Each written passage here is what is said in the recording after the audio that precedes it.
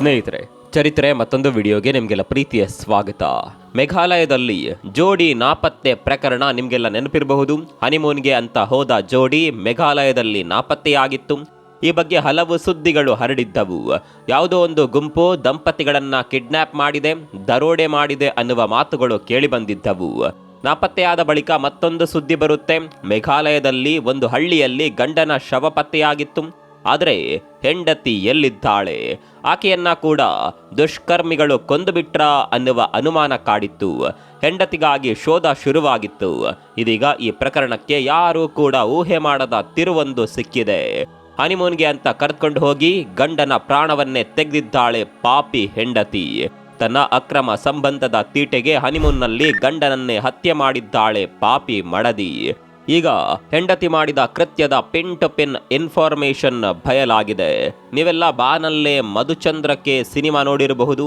ಈ ಹನಿಮೂನ್ ಹತ್ಯೆ ಕತೆ ಈ ಸಿನಿಮಾವನ್ನ ಕೂಡ ಮೀರಿಸುತ್ತೆ. ಆ ಸಿನಿಮಾದಲ್ಲಿ ನಾಯಕ ಮಡದಿಯನ್ನ ಹನಿಮೂನ್ಗೆ ಕರೆದುಕೊಂಡು ಹೋಗಿ ಸಾಯಿಸಿದ್ದ.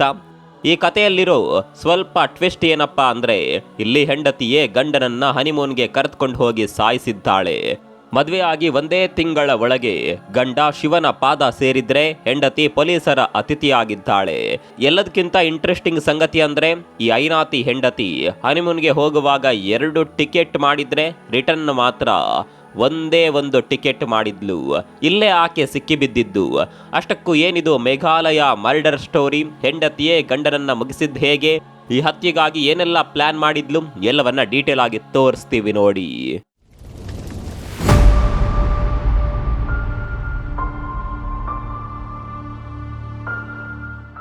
ಅದು ಮೇ 10 ಮಧ್ಯಪ್ರದೇಶದಲ್ಲಿ ರಾಜ ರಘುವಂಶಿ ಅನ್ನುವ ಹುಡುಗನ ಜೊತೆ ಸೋನಮ್ ಅನ್ನುವ ಯುವತಿಯ ಮದುವೆಯಾಗುತ್ತೆ. ಮದುವೆಯನ್ನ ಅದ್ಧೂರಿಯಾಗಿಯೇ ಮಾಡಿರ್ತಾರೆ. ಮದುವೆ ಆದ್ಮೇಲೆ ಹನಿಮೂನ್ ಅನ್ನೋದು ಈಗಿನ ಟ್ರೆಂಡ್. ಈ ಜೋಡಿ ಕೂಡ ಮೇಘಾಲಯಕ್ಕೆ ಹನಿಮೂನ್ ಪ್ಲಾನ್ ಮಾಡುತ್ತೆ. ಜೋಡಿ ಪ್ಲಾನ್ ಮಾಡಿದ್ದು ಅನ್ನೋದಕ್ಕಿಂತ ಸೋನಮ್ ಮೇಘಾಲಯಕ್ಕೆ ಹನಿಮೂನ್ಗೆ ಹೋಗೋಣ ಅಂತ ರಾಜ ರಘುವಂಶಿಯ ಮನವೊಲಿಸ್ತಾಳೆ. ಫ್ಲೈಟ್ ಟಿಕೆಟ್ ಕೂಡ ಬುಕ್ ಮಾಡ್ತಾಳೆ. ಮೇ 22ರಂದು ಈ ಜೋಡಿ ಮೇಘಾಲಯದ ಚಿರಾಪುಂಜಿಗೆ ಹನಿಮೂನ್ಗೆ ಅಂತ ಹೋಗುತ್ತೆ. ಹೀಗೆ ಈ ದಂಪತಿಗಳು ಹನಿಮೂನ್ಗೆ ಹೋದ ಮರುದಿನ ಬೆಚ್ಚಿ ಬೀಳುವ ಸುದ್ದಿಯೊಂದು ಹೊರಬೀಳುತ್ತೆ. ಹನಿಮೂನ್ಗೆ ಬಂದ ಜೋಡಿ ಇದ್ದಕ್ಕಿದ್ದ ಹಾಗೆ ನಾಪತ್ತೆಯಾಗುತ್ತೆ. ಈ ಸುದ್ದಿ ದೇಶದಾದ್ಯಂತ ಕಾಡ್ಗಿಚ್ಚಿನಂತೆ ಹಬ್ಬುತ್ತೆ.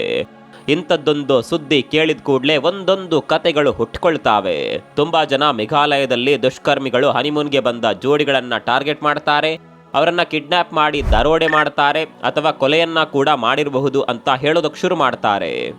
ಇದೇ ಭಯದಲ್ಲಿ 2 ಮನೆಯವರು ಕೂಡ ಹುಡುಕೋದಕ್ಕೆ ಶುರು ಮಾಡ್ತಾರೆ. ಹೀಗೆ ಹುಡುಕಾಟ ಮಾಡುವಾಗ ಜೂನ್ 2ರಂದು ರಾಜ ರಘುವಂಶಿ ಮೃತದೇಹ ಪತ್ತೆಯಾಗುತ್ತೆ.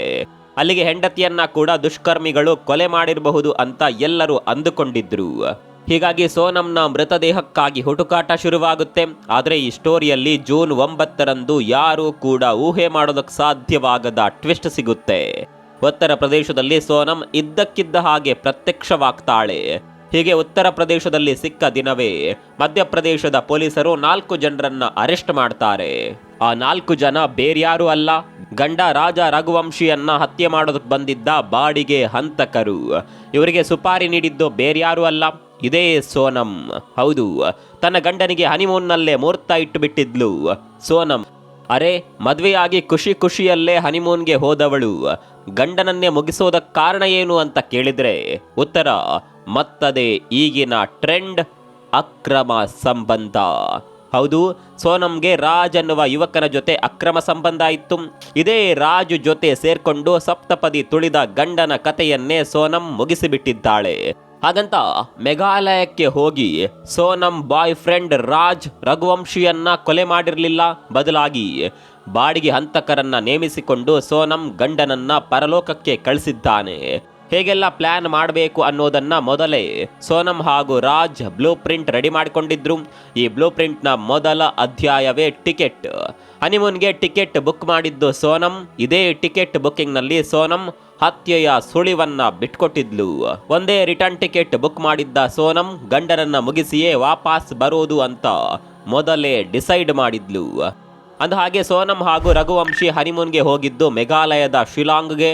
ಈ ಜೋಡಿಯನ್ನ ಹಿಂಬಾಲಿಸಿಕೊಂಡು 3 ಆರೋಪಿಗಳು ಹೋಗಿದ್ರು.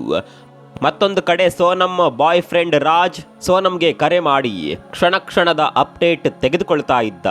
ಮೊದಲೇ ಪ್ಲಾನ್ ಮಾಡದಂತೆ ಸೋನಂ ತನ್ನ ಗಂಡನನ್ನ ನಿರ್ಜನ ಪ್ರದೇಶಕ್ಕೆ ಕರೆದುಕೊಂಡು ಹೋಗ್ತಾಳೆ. ಇಲ್ಲಿಗೆ ಬಂದ ಕೂಡಲೇ ಬಾಡಿಗೆ ಹಂತಕರು ತಮ್ಮ ಕೆಲಸ ಮಾಡಿ ಮುಗಿಸ್ತಾರೆ. ಹೀಗೆ ತಾವು ಅಂದುಕೊಂಡಂತೆ ಹತ್ಯೆ ಮಾಡಿದ ಬಳಿಕ ಒಬ್ಬೊಬ್ಬರು ಒಂದೊಂದು ದಿಕ್ಕಿಗೆ ಪರಾರಿ ಆಗ್ತಾರೆ. ಹೀಗೆ ಒಂದ್ ಕಡೆ ಸೋನಂ ಹಾಗೂ ಗ್ಯಾಂಗ್ ತಮ್ಮ ಕೆಲಸ ಮಾಡಿ ಮುಗಿಸಿದ್ರೆ ಅತ್ತ ದಂಪತಿ ನಾಪತ್ತೆ ಅನ್ನುವ ಸುದ್ದಿ ಭಾರಿ ವೈರಲ್ ಆಗುತ್ತೆ. ಪೊಲೀಸ್ ಇಲಾಖೆ ಕೂಡ ಅಲರ್ಟ್ ಆಗುತ್ತೆ. ದಂಪತಿಗಾಗಿ ಶೋಧ ಕಾರ್ಯ ನಡೆಯುತ್ತೆ. ಹೀಗೆ ಶೋಧ ಕಾರ್ಯ ಮಾಡಬೇಕಾದರೆ ಮೇಘಾಲಯದ ಒಂದು ಹಳ್ಳಿಯಲ್ಲಿ ರಾಜ ರಘುವಂಶಿಯ ಶವ ಪತ್ತೆಯಾಗುತ್ತೆ. ಆದರೆ ಸೋನಂ ಬಗ್ಗೆ ಯಾವುದೇ ಸುಳಿವು ಸಿಗೋದಿಲ್ಲ. ಇಲ್ಲಿಂದಲೇ ಪೊಲೀಸರಿಗೆ ಅನುಮಾನ ಶುರುವಾಗೋದು. ಪೊಲೀಸರು ಸೋನಂಳ ಕಾಲ್ ಡೀಟೇಲ್ಸ್ ಪರಿಶೀಲನೆ ಮಾಡ್ತಾರೆ. ಆಗ ಆಕೆ ರಾಜ್ ಅನ್ನುವ ವ್ಯಕ್ತಿ ಜೊತೆ ನಿರಂತರವಾಗಿ ಸಂಪರ್ಕದಲ್ಲಿ ಇದ್ದಿದ್ದು ಗೊತ್ತಾಗುತ್ತೆ. ಅಲ್ಲಿಗೆ ಸೋನಂ ಗಂಡನ ಕತೆ ಮುಗಿಸಿದ್ದಾಳೆ ಅನ್ನೋದು ಪೊಲೀಸರಿಗೆ ಕನ್ಫರ್ಮ್ ಆಗಿತ್ತು. ಮುಂದೆ ಪೊಲೀಸರು ರಾಜ್ನ ಹಿಸ್ಟ್ರಿ ಜಾಲಾಡ್ತಾರೆ. ಹೀಗೆ ರಾಜ್ನ ಹಿಸ್ಟ್ರಿ ಜಾಲಾಡುವಾಗ ಅಕ್ರಮ ಸಂಬಂಧದ ಕತೆ ತೆರೆದುಕೊಳ್ಳುತ್ತೆ. ಅಂದಹಾಗೆ ಈ ರಾಜ್ ಸೋನಂ ತಂದೆಯ ಫ್ಯಾಕ್ಟರಿಯಲ್ಲಿ ಕೆಲಸ ಮಾಡ್ತಾ ಇದ್ದ ಯುವಕ. ಸೋನಂ ತಂದೆಗೆ ಮಧ್ಯಪ್ರದೇಶದ ಇಂದೋರ್ನಲ್ಲಿ ಪ್ಲೈವುಡ್ ಫ್ಯಾಕ್ಟರಿ ಇತ್ತು. ಇದೇ ಫ್ಯಾಕ್ಟರಿಯಲ್ಲಿ ರಾಜ್ ಕೆಲಸ ಮಾಡ್ತಾ ಇದ್ದ. ಇಂಟ್ರೆಸ್ಟಿಂಗ್ ಸಂಗತಿ ಅಂದ್ರೆ ಈ ರಾಜ್ ಸೋನಂಗಿಂತ 5 ವರ್ಷ ಚಿಕ್ಕವನು. ಸೋನಂ ಆಗಾಗ ತಂದೆಯ ಫ್ಯಾಕ್ಟರಿಗೆ ಬಂದು ಹೋಗ್ತಾ ಇದ್ಲು. ಆಗ್ಲೇ ರಾಜ್ ಜೊತೆ ಪರಿಚಯವಾಗಿದ್ದು. ಈ ಪರಿಚಯ ಮುಂದೆ ಕಾಮಕ್ಕೆ ತಿರುಗುತ್ತೆ. ಇವರಿಬ್ರು ಸರಸ ಆಡ್ತಾ ಇದ್ದಿದ್ದನ್ನ ಕಾರ್ಮಿಕರು ಕಣ್ಣಾರೆ ನೋಡಿದ್ರಂತೆ. ಹೀಗೆ ರಾಜ್ ಜೊತೆ ಚಕ್ಕಂದ ಆಡ್ತಾ ಇದ್ದ ಸೋನಂ ಮದುವೆಗೆ ಯಾಕೆ ಒಪ್ಕೊಂಡ್ಲು ಅನ್ನೋದು ಮಾತ್ರ ಗೊತ್ತಿಲ್ಲ. ಮದುವೆ ಆದ್ಮೇಲೆ ಮಾತ್ರ ಆಕೆಯ ಪ್ಲಾನ್ ಇದ್ದಿದ್ದು ಒಂದೇ ಒಂದು, ಅದು ಗಂಡನನ್ನ ಫಿನಿಶ್ ಮಾಡುವ ಪ್ಲಾನ್. ಅಂದಹಾಗೆ ಮೇಘಾಲಯದಲ್ಲಿ ಗಂಡನನ್ನ ಮುಗಿಸಿ ಪರಾರಿಯಾದ ಸೋನಂ ಉತ್ತರ ಪ್ರದೇಶ ಸೇರಿಕೊಂಡಿದ್ಲು. ಉತ್ತರ ಪ್ರದೇಶದ ಡಾಬಾಗ್ ಬಂದಿದ್ದ ಸೋನಂ ವಿಚಿತ್ರವಾಗಿ ವರ್ತಿಸ್ತಾ ಇದ್ಲು. ಸ್ಥಳೀಯರು ಏನಾಯ್ತು ಅಂತ ಕೇಳಿದಾಗ ಸೋನಂ ಹೊಸದೊಂದು ಕತೆ ಕಟ್ಟಿಬಿಟ್ಟಿದ್ಲು. ನಾನು ನನ್ನ ಗಂಡನ ಜೊತೆ ಮೇಘಾಲಯಕ್ಕೆ ಹನಿಮೂನ್ಗೆ ಅಂತ ಹೋಗಿದ್ದೆ.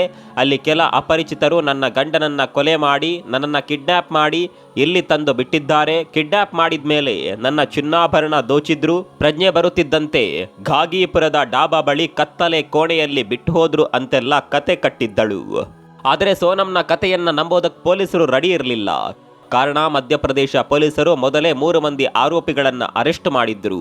ಈ 3 ಮಂದಿ ಆರೋಪಿಗಳನ್ನ ಅರೆಸ್ಟ್ ಮಾಡೋದಕ್ಕೆ ಕಾರಣ ಮೇಘಾಲಯದ ಗೈಡ್ ಒಬ್ಬ ಕೊಟ್ಟ ಮಾಹಿತಿ.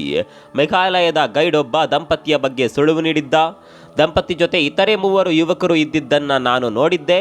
ನಾನು ಗೈಡ್ ಮಾಡಬೇಕಾ ಅಂತ ಕೇಳಿದ್ದೆ.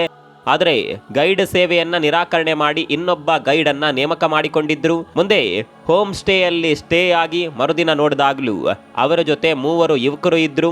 ಈ ಮಾಹಿತಿಯನ್ನ ಗೈಡ್ ಪೊಲೀಸರಿಗೆ ಕೊಟ್ಟಿದ್ದ. ಪೊಲೀಸರಿಗೆ ಇಷ್ಟು ಮಾಹಿತಿ ಸಾಕಿತ್ತು. ದಂಪತಿ ಜೊತೆ ಕಾಣಿಸಿಕೊಂಡಿದ್ದ ಆ 3 ಯಾರು ಅನ್ನುವ ಜಾಡು ಹಿಡಿದ ಪೊಲೀಸರು ಕೊನೆಗೆ ಅವರನ್ನ ಪತ್ತೆ ಹಚ್ಚುವಲ್ಲಿ ಯಶಸ್ವಿ ಆಗ್ತಾರೆ.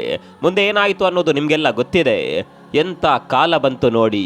ಗಂಡನ ಜೊತೆ ಕಾಡಿಗೆ ಹೋದ ಸೀತೆಯ ಕಥೆಯನ್ನ ನಾವು ಕೇಳಿದ್ದೇವೆ. ಯಮನನ್ನೇ ಕಾಡಿ ಬೇಡಿ ಗಂಡನನ್ನ ಉಳಿಸಿದ ಸಾವಿತ್ರಿಯ ಕಥೆಯನ್ನ ಕೂಡ ನಾವು ಕೇಳಿದ್ದೇವೆ.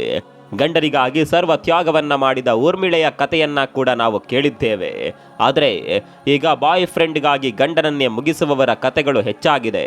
ನಿಮ್ಮ ಪ್ರಕಾರ ಈ ಅಕ್ರಮ ಸಂಬಂಧಗಳು ಹೆಚ್ಚಾಗೋದಕ್ಕೆ ಕಾರಣ ಏನಿರಬಹುದು? ಕಾಮೆಂಟ್ ಮಾಡಿ.